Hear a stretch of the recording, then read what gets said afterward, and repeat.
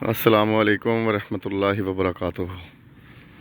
सामईन व नाज़रीन मुहतशम, मैं राना खालिद रशीद महफूज और आप मेरा चैनल पोइट्री महफूज टीवी देख रहे हैं।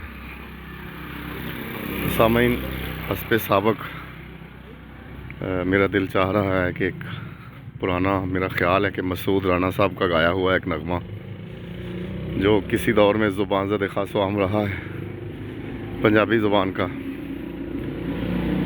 तो वो थोड़ा कोशिश करता हूँ कि वो अपने अहबाब को ज़रा तरन्नुम के साथ सुनाऊँ।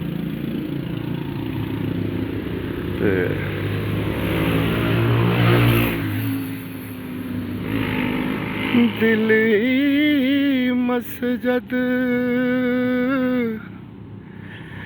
दिल काबा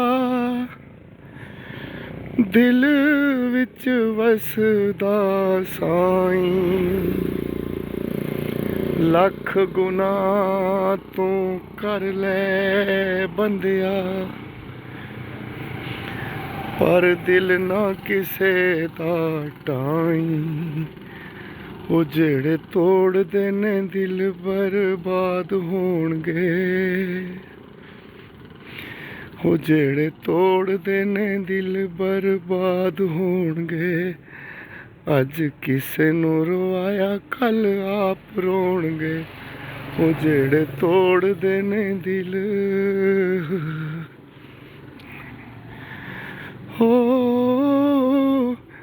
काले नागा नालों जहरी बंदे अज कल दे, क्यों नहीं सोचदे परौने असी कड़ी पल दे।